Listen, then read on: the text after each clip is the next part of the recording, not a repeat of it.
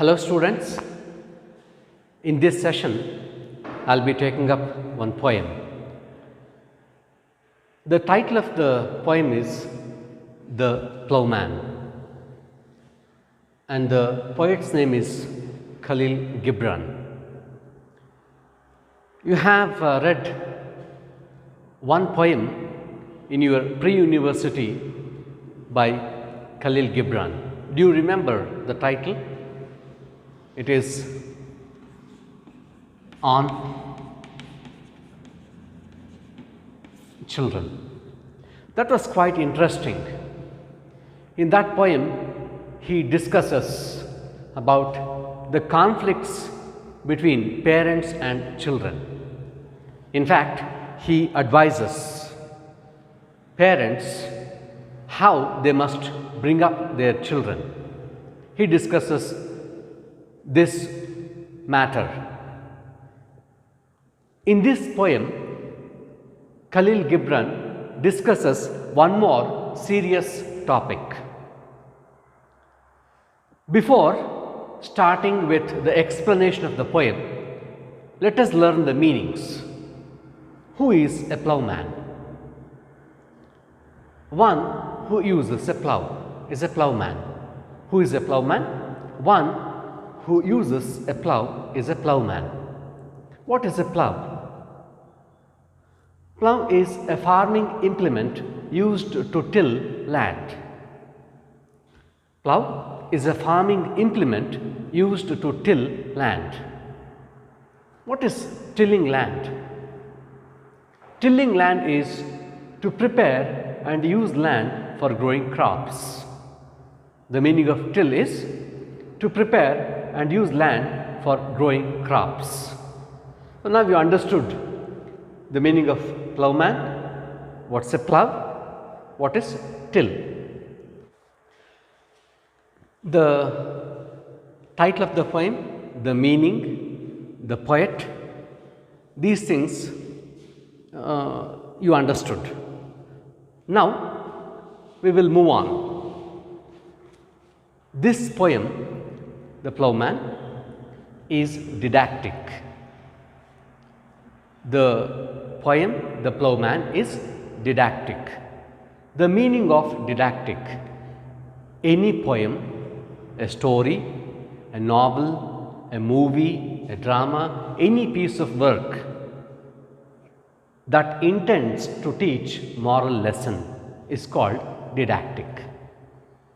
Any poem, short story, or any form of literature that intends to teach a moral lesson is called didactic. In your childhood, you have listened or read stories from the Panchatantra. Those stories teach us moral lessons. They are didactic. So the poem The Ploughman is didactic. It teaches us moral lesson. It is a discourse. The poem is a discourse. What is the meaning of discourse? Discourse is a speech about a particular, usually serious subject. What is the meaning of discourse? It is a speech about a serious subject. The Ploughman is didactic, and in this poem, one serious subject is discussed. What is that serious subject discussed? The following themes are discussed. The following themes are discussed. First one is meaning and importance of work. Second one is work ethics. Third one is selflessness. And fourth one is dignity of labor. The poem, The Ploughman, is a discourse, and these themes are discussed in the poem. Meaning and importance of work, work ethics, selflessness, dignity of labor. What is the background of this poem? Who is the speaker? What is the context? In what context does the speaker deliver this sermon? Sermon. What is the meaning of sermon? Before telling you the meaning of sermon, let us know the context or situation in which this sermon is delivered. Al-Mustafa is the speaker. Who is the speaker of the poem? Al-Mustafa is the speaker of the poem. Who are the listeners? The plowman and others. Who are the listeners? The plowman and others are the listeners. Al-Mustafa stayed at Arfalis. Arfalis is the name of a place. He stayed there for a few years. Before returning to his native, a group of people stopped him. Before returning to his native, a group of people stop him and they want to learn, seek something from him. That group comprises the plowman and others. In response to a question posed by the plowman, Al-Mustafa delivers this sermon. Now, the meaning of sermon: a talk on a religious or moral subject. The meaning of sermon is a talk on a religious or moral subject. All these are moral subjects: meaning and importance of work, work ethics, selflessness, dignity of labor. All these are serious topics. What question does the plowman pose, which prompts Al-Mustafa to deliver this sermon? The poem, dear students, you remember that we will be sending the poem in the form of a PDF, and when you watch this video, please keep that poem open. As I read, you to follow that, and this explanation will help you understand the poem in a very clear manner.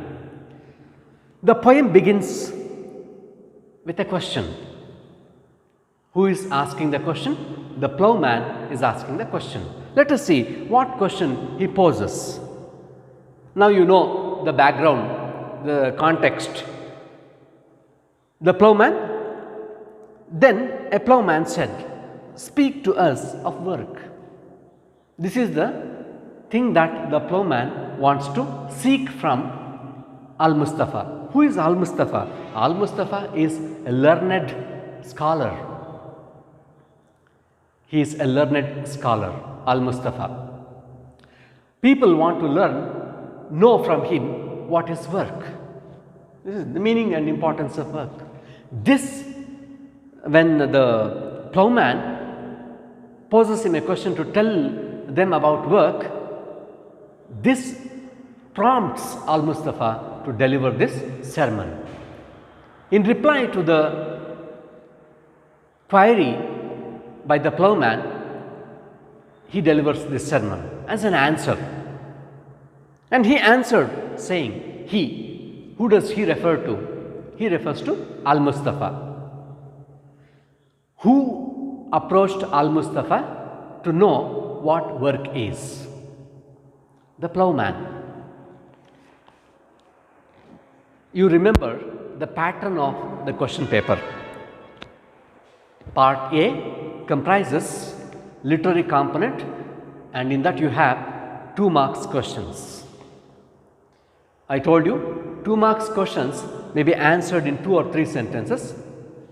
Also, depending on the question and what it asks, you can write the answer in a word or a phrase or a sentence as required.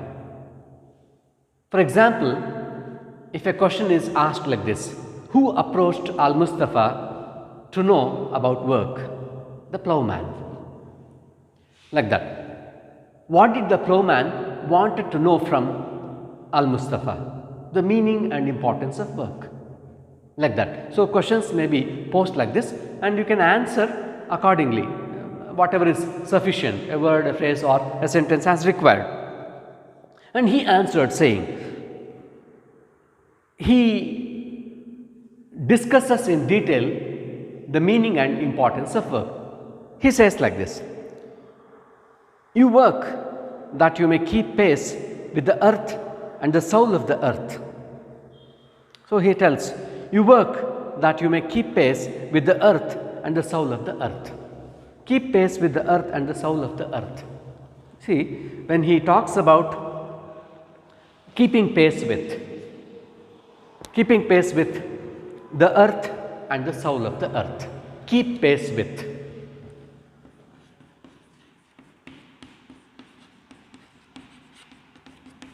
So one should keep pace with earth and the soul of the earth. What does it mean? See, there are two things, two terms. Before telling you the meaning of that, I will tell you two terms and their meanings. One is live, another is exist. Live and exist. Before understanding the meaning of keeping pace with the earth and the soul of the earth, let us understand the meaning of these two terms. Live. Obviously there is difference between live and exist. When you live, see, when we breathe, when we are breathing, it indicates that we are alive. That is living. But when we drop deep into the meaning of the word live, we live, we learn, we become sympathetic, we learn empathy, we experience joys and sorrows, we try to understand other people, we try to make our life meaningful and purposeful. All these things mean we live. On the other hand, exist. We exist, we eat, we sleep, just we exist, that's all. We do nothing that is fruitful, useful, meaningful. That's the difference between live and exist. If you have to live, then you have to do many things. This is God's gift. Life is God's gift to us. We should make the best use of this gift. So we should live. Why should we work? We should work because we have to make our life meaningful and purposeful. That is the meaning of keep pace with the earth and the soul of the earth. See, earth is not just a planet, it has life. So we should treat earth with deference.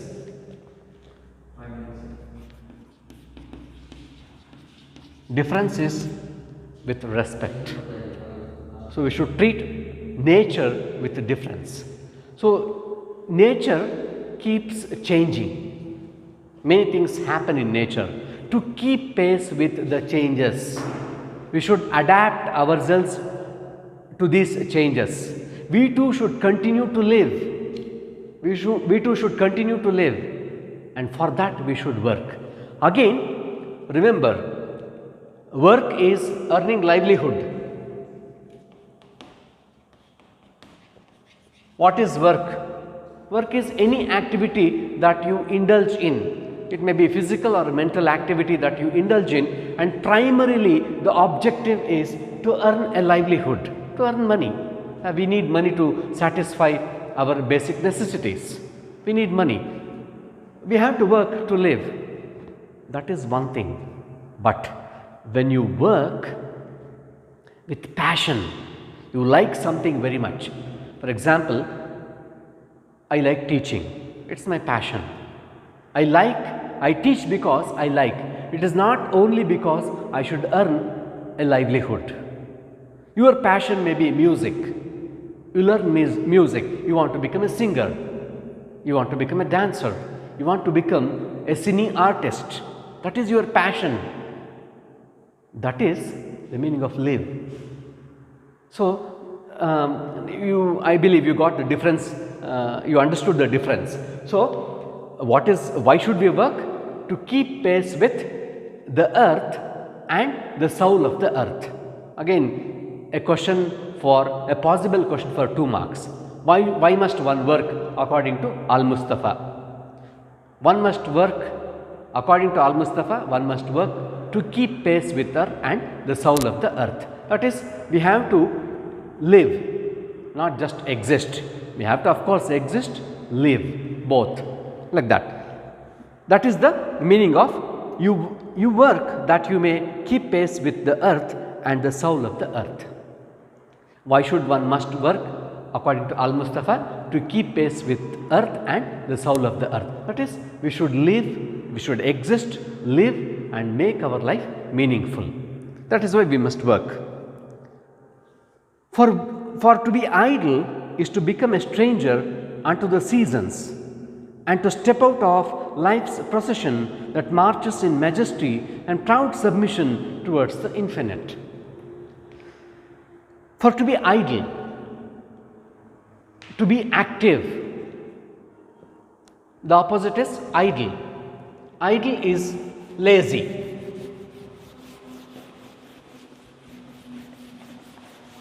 The meaning of idle is lazy. Be passive. One more synonym is passive. What will happen if you are idle?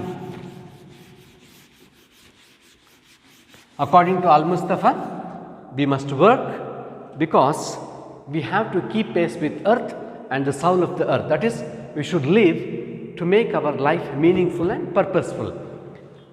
On the other hand, if you are idle, what will happen? Idle, as I told you, the meaning is being lazy. Indolent is a synonym, idle.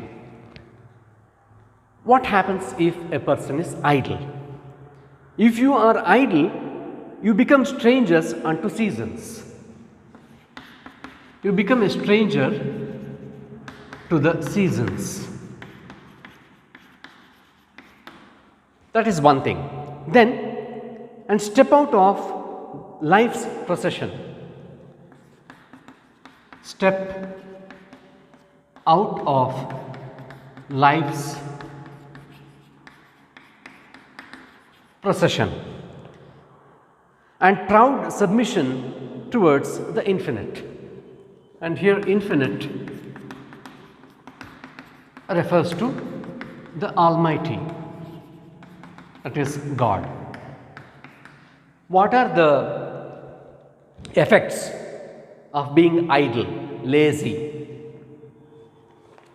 If you don't work, you become stranger to the seasons. See, in the previous sentence, what does Al-Mustafa say? We should work. We should work to live. Live is not just earning livelihood, as I told you. We should be empathetic, sympathetic, respond to others' joys and sorrows. We should contribute in our own way to the society. All these things make our life meaningful, our existence meaningful. If you do not work, then you become stranger to the seasons. You become stranger to the seasons, you become isolated. You become isolated. You will not adapt yourselves to the changes in nature. If you have to live, continue to live, you have to adapt to the changes of nature. You must be very sensitive. You must be very sensitive, observe nature, learn lessons from it, and you have to continue to live with nature. Otherwise, you become insensitive and isolated. You become separated from the rest of the world. That is the first impact of being idle. Your life becomes meaningless, in other words. Step out of life's procession. Procession. Life is compared to procession. A comparison is made. You remember there are figures of speech in English language. These figures of speech are used especially in poetry, to make the meaning clear and distinct. Figures of speech are literary devices used to make your ideas clear and distinct. And life is compared to a procession. Life is compared to a procession. When a comparison is made, the figure of speech used is simile. When a comparison is made, the figure of speech is used simile. For example, if I say, these curds are as white as the clouds. These curds are as white as the clouds. What are the two things compared here? Curds and clouds. Curds and clouds. These two are different objects. Two different things are compared to draw a similarity. What is the similarity between these two things? White, the color. Using a simile, this comparison is made to make the idea very clear and distinct. And in this context, life is compared to a procession. But without, see, I used these curds are as white as clouds. I used as. But here, as is not used. In a simile, as, like, either of these two words is used. But here, without using these two words, a comparison is made. Such figure of speech is called metaphor. Such figure of speech is called metaphor. Without using as and like, as or like, if you make a comparison between two different things to draw a similarity, that becomes metaphor. Metaphor is also called implied simile. If I say, he is a tiger when angry, tiger and that person are compared to draw a similarity that they become, how angry is he? Like a tiger. He is a tiger when angry, like that. So, without using as and like. So, here also without using as and like, life is compared to a procession. Procession, you know, man is the crown of creation. Man is the crown of creation because he can think, he is intellectual, he has evolved. He has evolved. There is growth and development. So, he can speak, he has these unique abilities. He can speak, laugh, think. When compared to all other animals, man is the most evolved, and therefore he is the crown of the creation. And this is a procession. All the creatures are moving forward. It's a procession. So, life is a procession. What does Al-Mustafa imply with this comparison? He implies life should move forward, growth and development. There must be growth and development. Procession moves forward. Similarly, we should also move forward. In other words, we must grow, develop. This is living. When we live, in the true sense of the word, we grow, we develop. We contribute in our own way to the society. So, if you do not work, you become strange. You become a stranger to nature. You become isolated. You will miss your place in the procession. You become isolated from all other beings.